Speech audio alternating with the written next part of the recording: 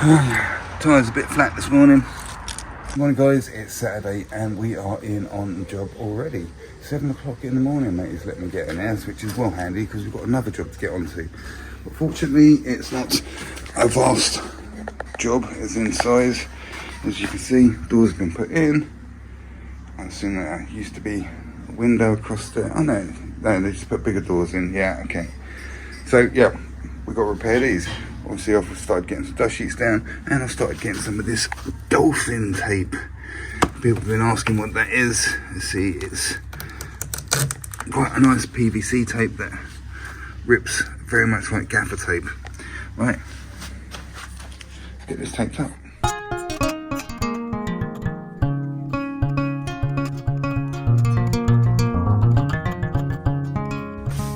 So in here we've got just a little bit of PVA, just an SBR in it, tying this up.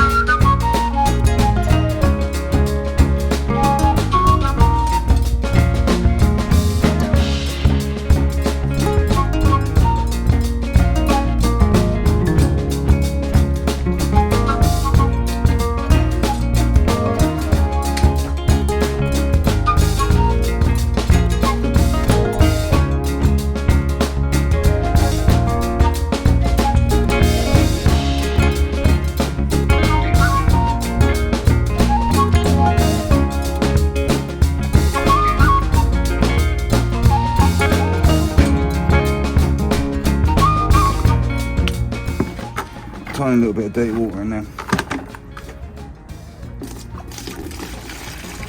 We're not going to need much of this at all.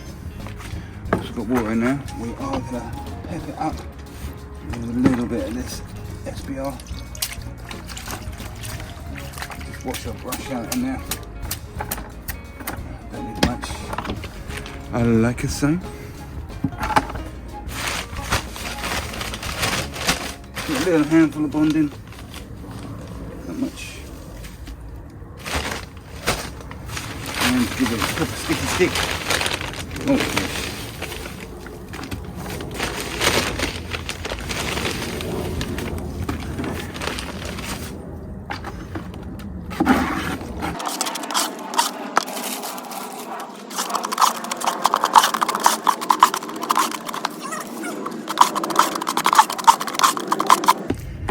There we go.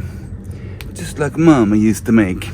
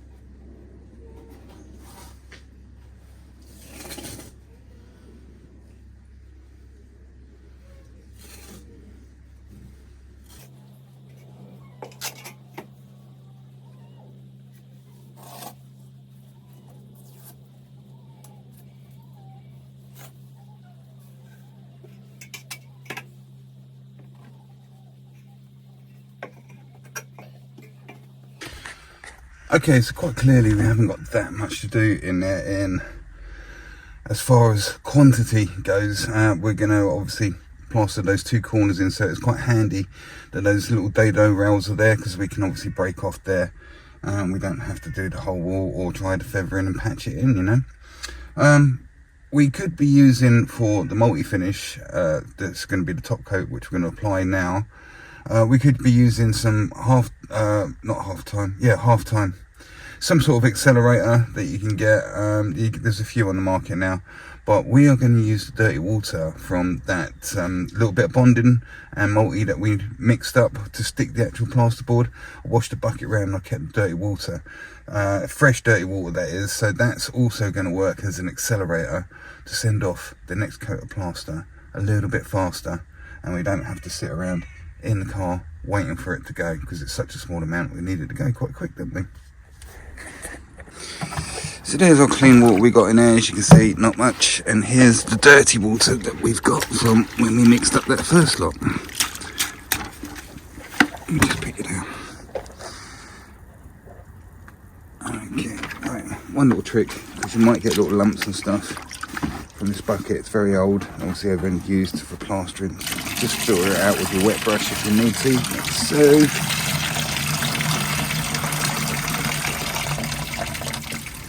There we go, we kept all these little lumps and stuff, look, out of the mix.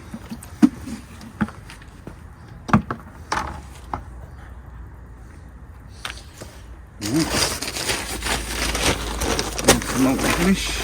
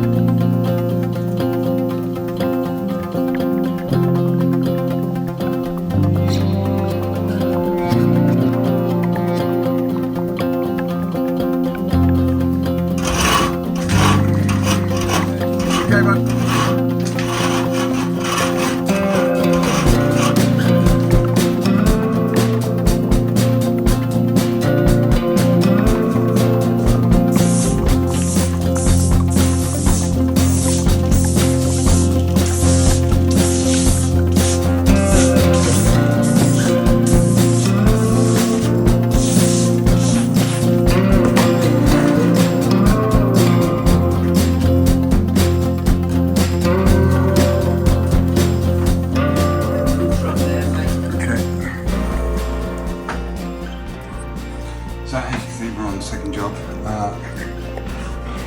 It's quite small, little Artex ceiling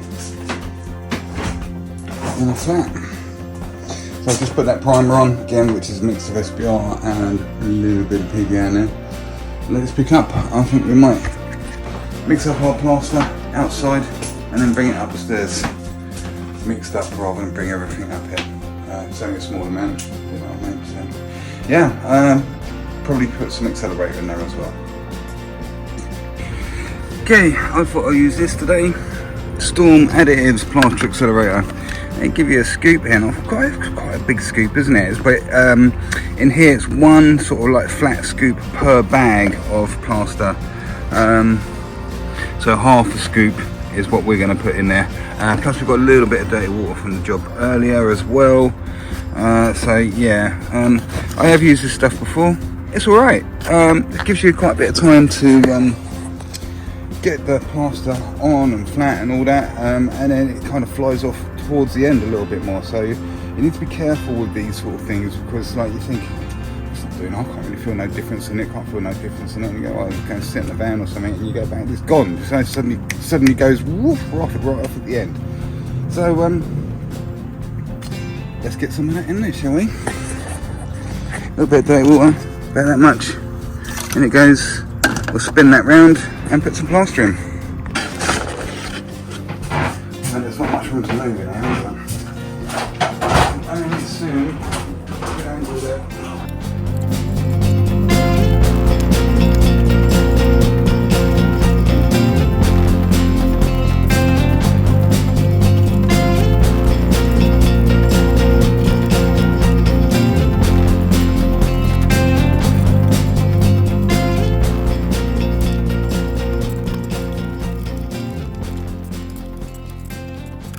Okay, as you can see, look, it's all over the place. So I best get up there with my 20x5 carbon steel trowel and give this a brief flatten and get it into some sort of respectable condition. Okay, so I've just been over and flattened it. Let's get up and have a look. We're still soaking wet, and as you can see, the pattern is bleeding through. Now, if you're a regular to the channel, you will know by now. The reason that pattern is bleeding through is because of the Artex pattern underneath here, and it's so deep, right? So what's happening is we're kind of getting the reverse effect of the pattern. The deeper areas, okay, where the plaster's filled, are hanging down further, and the bits which are protruding on the Artex aren't hanging out, because it's the reverse sort of the pattern, okay? Now there's nothing we can do to this until this plaster picks up. We don't want to keep troweling this and troweling this. It will never go away until it picks up.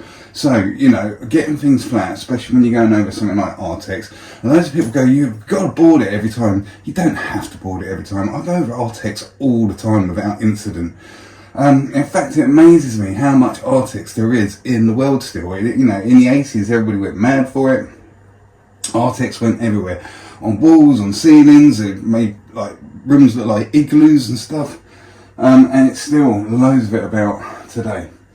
So yeah, overboarding it, you can't really, it's not really viable in here. You have to take the coating down and everything, or it's not viable. I go over Artex all the time, and it's not normally a problem. There is a couple of little things you might have to watch out for, but let's not go into that now. It can fail on you, and it can fail spectacularly, and sometimes, you should be able to notice really if the Artex is stable or not. I don't want to jinx myself now and be standing there, and the next thing right behind the shoulder, a massive great big chunk of the Artex fails. So anyway, let's get back to it. So, got to leave this alone, let it pick up, and that's why I wanted that accelerator in that first coat. Okay, so yeah, chin out, wait for this to go.